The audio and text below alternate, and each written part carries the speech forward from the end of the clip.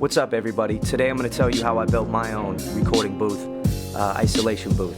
I had a lot of trouble finding stuff like this online, in general, or on YouTube. So I hope that this helps somebody out there and understand that the specifications and the way that I did it isn't exactly how you have to do it, but it's just what I found worked best for me.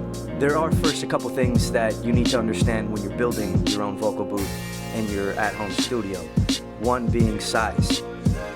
I spent 10 years recording in a closet, and for the longest time, until I did some research, was I finding out that that's really an awful thing to do. I outgrew that, so to speak. Not necessarily in size, but quality of sound. And I wanted to find a way to get that quality of sound that you get in those bigger studios, but get that at home. It's obviously not going to be competition with that, but it will be as close as I can get it thus far. There are a couple rules that you should follow when building something like this, or else why bother, really? One being bass traps. It's very difficult to treat a room so small for the one I'm about to show you that's already built. You have to give the lows in your voice more room to travel. Well, I don't have that kind of space, so I did buy bass traps, and it's not properly treated in a professional way, of course. But then again, this is a do-it-yourself at-home video. It sure beats my old closet. You can use mattress foam, and that's fine, but understand that the quality of that mattress foam is not going to be anywhere near acoustic foam. However, mixing both together, why not? I went ahead and bought some acoustic foam, but it's so expensive, I thought that maybe I should put it in key points where I know my voice is going to travel instantly. The problem with treating a small room like that without applying bass traps is that these acoustic foams or mattress foam, whatever blankets you might be using, the problem with that is that those mainly absorb the highs and the frequencies in your voice, therefore leaving a lot of your basses traveling in this room, bouncing back and forth. I think a lot of people misunderstand that and believe that that's a bigger, fuller sound. But in the industry, they would call that a boxy sound and is very undesirable. Yes, you can mix that out later in post-production, but it can be cumbersome, difficult, and honestly, kind of a waste of time. When something as simple as building your own booth, such as I did at a very low budget, can fix these problems. This isn't a project where you can put in $100 and expect an amazing sound quality. What you put into it is what you're going to get. But of course, using a little bit of ingenuity, maybe thinking quick on your feet. Hey, if you're creative, this is the project for you. $100, $100 sound. I myself spent about $500 to $600 on mine, but I kind of overspent and didn't even use some of the stuff that I bought. So I'm going to show you what I'm using today, and I'll put links down in the description to songs that we recorded in that booth. Let me tell you, I'm so happy that I did this because the quality of the sound is excellent. My recording partner loves it, and it's got a tall ceiling, and that's probably good because he's about 6'4". Another thing to think about when you're building your booth is even dimensions are not a good idea. You should not use even dimensions when making a booth. For example, doing something 4x4x8. It's good to switch it up as far as length and width. So I actually made mine 5x4 feet by 7 feet. Anyways, let me show you what I did. Alright. So this here's the booth. As I said before, it's actually very massive. I said it was 7 feet high, but it's actually a little bit taller than that once you get all the PVC pipe put together and stuff like that. My ceilings are probably 8.5 feet high, something like that. These here are the bass traps that I installed in the ceiling.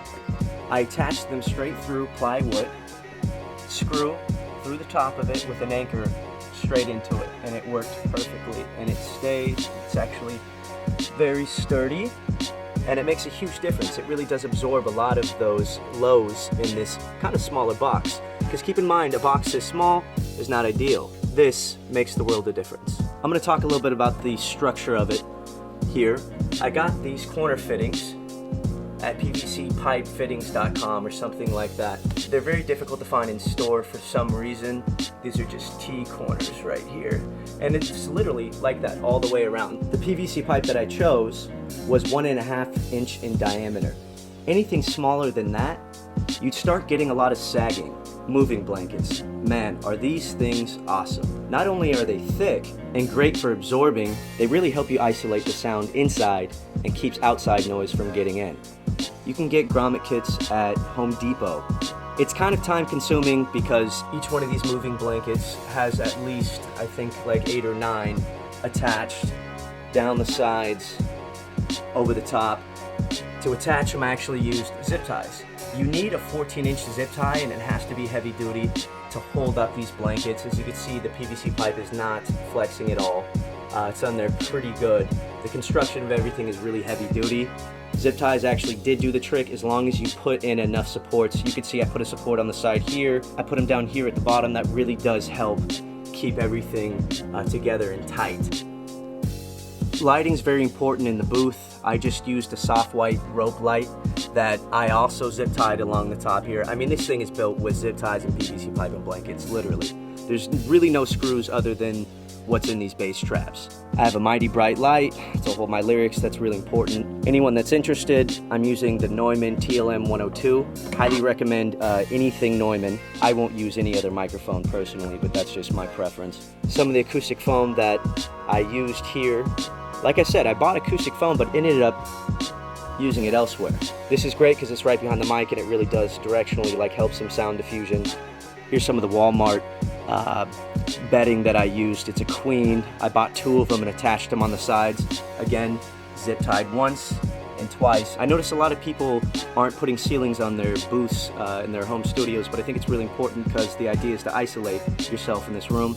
It's literally just a piece of plywood and I glued underneath this board directly to it with some Loctite spray and slip that over the top here. It's not fastened in any other way. Its own weight is what's holding it on the foundation. Everything's pretty lightweight, very easy. I can take it apart if I need to, move it, store it, whatever the case is, but this is what we're using right now.